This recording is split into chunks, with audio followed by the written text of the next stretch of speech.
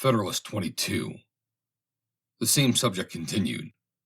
Other defects of the present Confederation. From the New York Packet. Friday, December 14, 1787. Author, Alexander Hamilton. To the people of the state of New York. In addition to the defects already enumerated in the existing federal system, there are others of not less importance, which concur in rendering it altogether unfit for the administration of the affairs of the Union. The want of a power to regulate commerce is by all parties allowed to be of the number.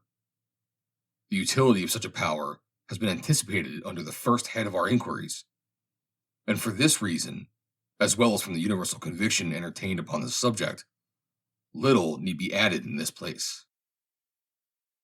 It is indeed evident, on the most superficial view, that there is no object, either as it respects the interests of trade or finance, that more strongly demands a federal superintendence. The want of it has already operated as a bar to the formation of beneficial treaties with foreign powers, and has given occasions of dissatisfaction between the states. No nation acquainted with the nature of our political association would be unwise enough to enter into stipulations with the United States by which they concede privileges of any importance to them, while they were apprised that the engagements on the part of the Union might at any moment be violated by its members, and while they found from experience that they might enjoy every advantage they desired in our markets, without granting us any return but such as their momentary convenience might suggest.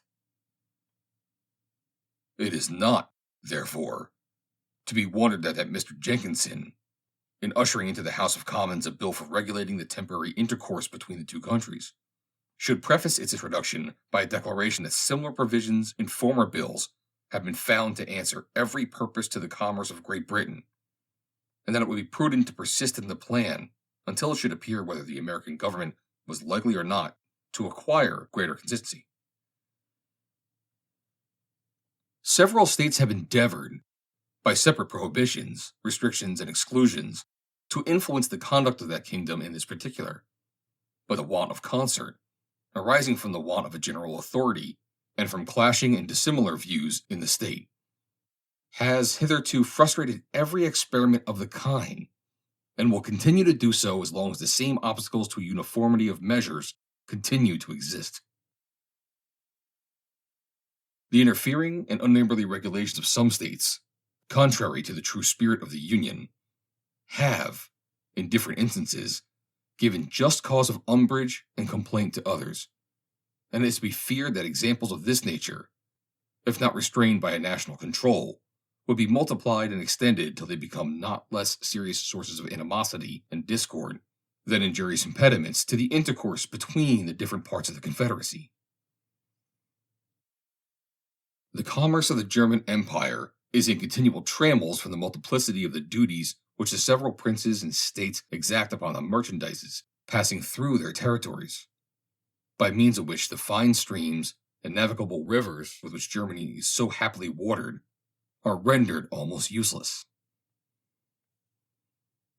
Though the genius of the people of this country might never permit this description to be strictly applicable to us, yet we may reasonably expect, from the gradual conflicts of state regulations, that the citizens of each would at length come to be considered and treated by the others in no better light than that of foreigners and aliens.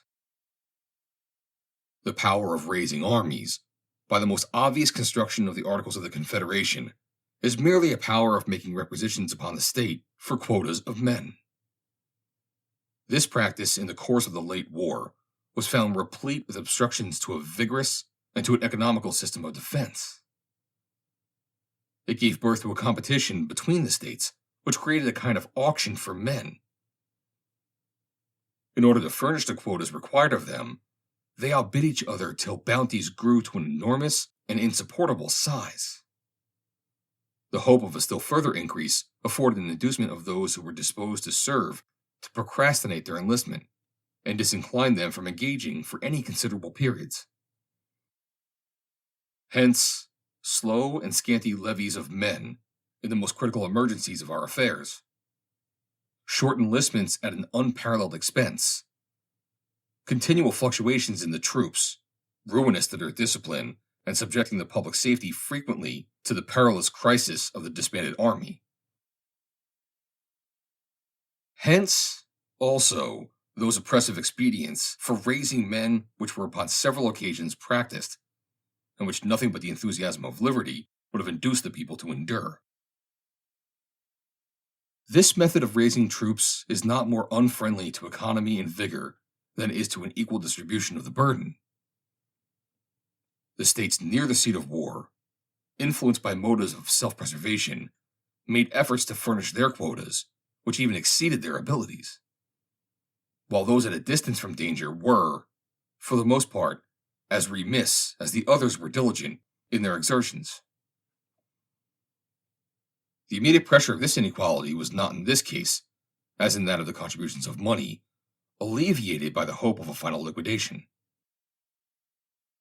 The states which did not pay their proportions of money might at least be charged with their deficiencies, but no account could be formed of the deficiencies in the supplies of men. We shall not, however, see much reason to regret the want of this hope when we consider how little prospect there is that the most delinquent states will ever be made to make compensation for their pecuniary failures. The system of quotas and requisitions, whether it be applied to men or money, is, in every view, a system of imbecility in the Union and of inequality and injustice among the members. The right of equal suffrage among the states is another exceptional part of the Confederation. Every idea of proportion and every rule of fair representation conspire to condemn a principle which gives to Rhode Island an equal weight in the scales of power with Massachusetts, or Connecticut, or New York, and to Delaware an equal voice in the national deliberations with Pennsylvania, or Virginia, or North Carolina. Its operation contradicts the fundamental maxim of republican government, which requires that the sense of the majority should prevail. Sophistry may reply that sovereigns are equal, then a majority of the votes of the states will be a majority of the Confederated America. But this kind of logical legerdemain will never counteract the plain suggestions of justice and common sense. It may happen that this majority of states is a small minority of the people of America, and 2/3 of the people of America could not long be persuaded, upon the credit of artificial distinctions and syllogistic subtleties, to submit their interest to the management and disposal of 1/3. The larger states would, after a while, revolt from the idea of receiving the law from the smaller. To acquiesce in such a privation of their due importance in the political scale would be not merely to be insensible to the love of power, but even to sacrifice the desire of equality. It is neither rational to expect the first, nor just to require the last. The smaller states, considering how peculiarly their safety and welfare depend on union, ought readily to renounce a pretension which, if not relinquished, would prove fatal to its duration. It may be objected to this, that not 7, but 9 states, or 2/3 of the whole number, must consent to the most important resolutions, and it may be thence inferred that 9 states would always comprehend a majority of the Union. But this does not obviate the impropriety of an equal vote between states of the most unequal dimensions and populousness. Nor is the inference accurate in point of fact, for we can enumerate 9 states which contain less than the majority of the people, and it is constitutionally possible that these 9 may give the vote. Besides, there are matters of considerable moment determinable by a bare majority, and there are others, concerning which doubts have been entertained, which, if interpreted in favor of the sufficiency of a vote of 7 states, would extend its operation to interests of the first magnitude. In addition to this, it is to be observed that there is a probability of an increase in the number of states, and no provision for proportional augmentation of the ratio of votes. But this is not all. What at first sight may seem a remedy is, in reality, a poison. To give a minority a negative upon a majority, which is always the case where more than a majority is requisite to a decision, is, in its tendency, to subject the sense of the greater number to that of the lesser. Congress, from the non-attendance of a few states, have been frequently in the situation of a Polish Diet, where a single vote has been sufficient to put a stop to all their movements. A 60th part of the Union, which is about the proportion of Delaware and Rhode Island, has several times been able to oppose an entire bar to its operations. This is one of those refinements which, in practice, has an effect the reverse of what is expected from it in theory. The necessity of unanimity in public bodies, or something approaching towards it, has been founded upon a supposition that it would contribute to security. But its real operation is to embarrass the administration, to destroy the energy of the government, and to substitute the pleasure, caprice, or artifices of an insignificant, turbulent, or corrupt junto to the regular deliberations and decisions of a respectable majority. In those emergencies of a nation in which the goodness or badness, the weakness or strength of its government is of the greatest importance, there is commonly a necessity for action. The public business must, in some way or other, go forward. If the pertinacious minority can control the opinion of a majority, respecting the best mode of conducting it, the majority, in order that something may be done, must conform to the views of the minority. And thus, the sense of the smaller number will overrule that of the greater, and give a tone to the national proceedings. Hence, tedious delays, continual negotiation and intrigue, contemptible compromises of the public good. And yet, in such a system, it is even happy when such compromises can take place, for upon some occasions, things will not admit of accommodation, and then the measures of government must be injuriously suspended, or fatally defeated. It is often, by the impracticability of obtaining the concurrence of the necessary number of votes, kept in a state of inaction. Its situation must always savor of weakness, sometimes border upon anarchy. It is not difficult to discover that a principle of this kind gives greater scope to foreign corruption, as well as to domestic faction, than that which permits the sense of the majority to decide, though the contrary of this has been presumed. The mistake has proceeded from not attending with due care to the mischiefs that may be occasioned by obstructing the progress of government at certain critical seasons. When the concurrence of a large number is required by the Constitution to the doing of any national act, we are apt to rest satisfied that all is safe, because nothing improper will likely to be done. But we forget how much good may be prevented, and how much ill may be produced, by the power of hindering the doing of what may be necessary, and of keeping affairs in the same unfavorable posture in which they happen to stand at particular periods. Suppose, for instance, we were engaged in a war, in conjunction with one foreign nation against another. Suppose the necessity of our situation demanded peace, and the interest or ambition of our ally led him to seek the prosecution of the war, with views that might justify us in making separate terms.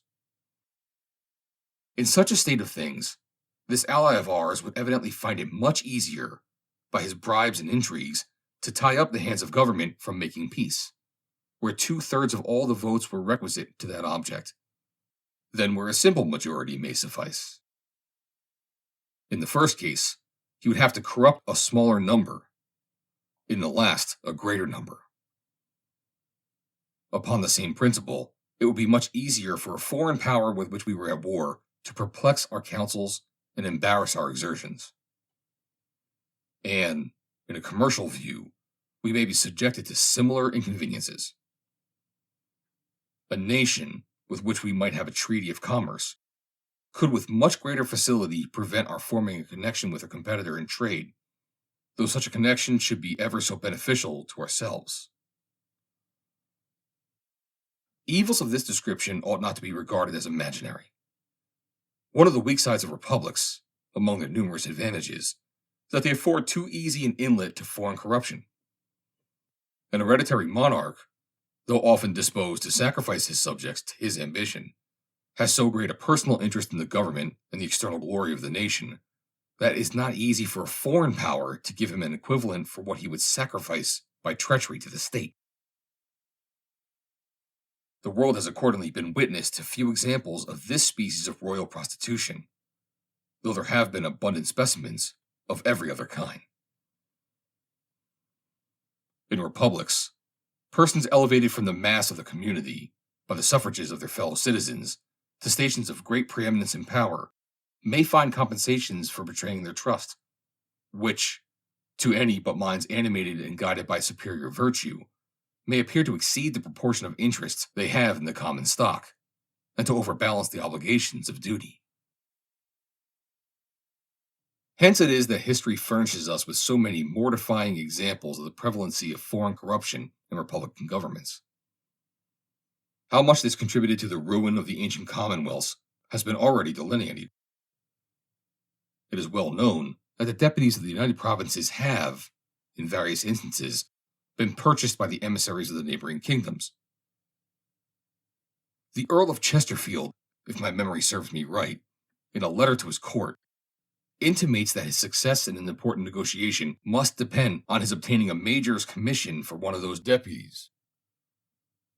And in Sweden, the parties were alternately bought by France and England in so barefaced and notorious a manner that it excited universal disgust in the nation, and was a principal cause for the most limited monarch in Europe, in a single day, without tumult, violence, or opposition, became one of the most absolute and uncontrolled. A circumstance which crowns the defects of the Confederation remains yet to be mentioned: the want of a judiciary power. Laws are a dead letter without courts to expound and define their true meaning and operation.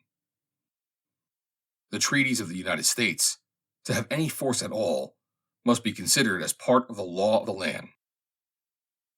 Their true import, as far as respects individuals, must, like all other laws, be ascertained by judicial determinations. To produce uniformity in these determinations, they ought to be submitted, in the last resort, to one supreme tribunal.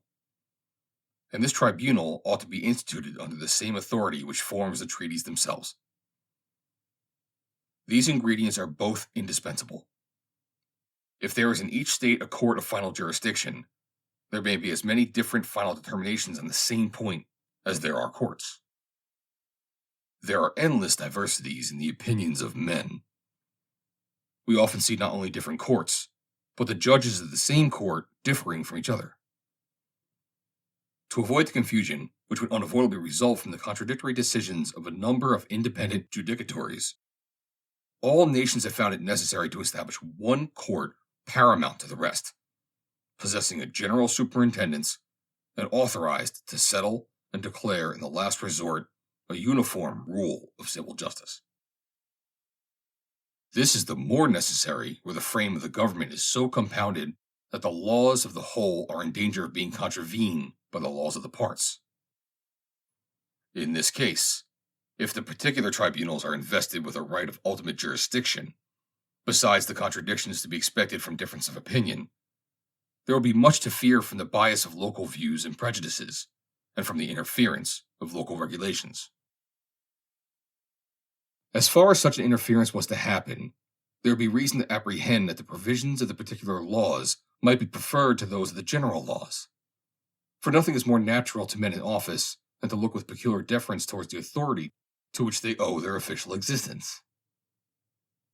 The treaties of the United States, under the present Constitution, are liable to the infractions of 13 different legislatures and as many different courts of final jurisdiction, acting under the authority of those legislatures. The faith, the reputation, the peace of the whole Union are thus continually at the mercy of the prejudices, the passions, and the interests of every member of which it is composed. Is it possible that foreign nations can either respect or confide in such a government? Is it possible that the people of America will longer consent to trust their honor, their happiness, their safety on so precarious a foundation? In this review of the Confederation, I have confined myself to the exhibition of its most material defects, passing over those imperfections in its details by which every part of the power intended to be conferred upon it has been in a great measure rendered abortive. It must be by this time evident to all men of reflection, who can divest themselves of the prepossessions of preconceived opinions, that it is a system so radically vicious and unsound as to admit not of amendment, but by an entire change in its leading features and characters. The organization of Congress is itself utterly improper for the exercise of those powers which are necessary to be deposited in the Union. A single assembly may be a proper receptacle for those slender, or rather fettered authorities, which have been heretofore delegated to the federal head. But it would be inconsistent with all the principles of good government to entrust it with those additional powers which, even the moderate and more rational adversaries of the proposed Constitution admit, ought to reside in the United States. If that plan should not be adopted, and if the necessity of the Union should be able to withstand the ambitious aims of those men who may indulge magnificent schemes of personal aggrandizement from its dissolution, the probability would be that we should run into the project of conferring supplementary powers upon Congress as they are now constituted, and either the machine, from the intrinsic feebleness of its structure, will molder into pieces, in spite of our ill-judged efforts to prop it, or by successive augmentations of its force and energy, as necessity might prompt, we shall finally accumulate, in a single body, all the most important prerogatives of sovereignty, and thus entail upon our posterity one of the most execrable forms of government that human infatuation ever contrived. Thus we should create in reality that very tyranny which the adversaries of the new Constitution either are, or affect to be, solicitous to avert. It has not a little contributed to the infirmities of the existing federal system that it never had a ratification by the people. Resting on no better foundation than the consent of the several legislatures, it has been exposed to frequent and intricate questions concerning the validity of its powers, and has, in some instances, given birth to the enormous doctrine of a right of legislative repeal. Owing its ratification to the law of a state, it has been contended that the same authority might repeal the law by which it was ratified. However gross a heresy it may be to maintain that a party to a compact has a right to revoke the compact, the doctrine itself has had respectable advocates. The possibility of a question of this nature proves the necessity of laying the foundations of the national government deeper than in the mere sanction of delegated authority. The fabric of American empire ought to rest on a solid basis of the consent of the people. The streams of national power ought to flow immediately from that pure, original fountain of all legitimate authority. Publius. Read by Joe DeNoia, Chesterfield, New Jersey, August 24th, 2022.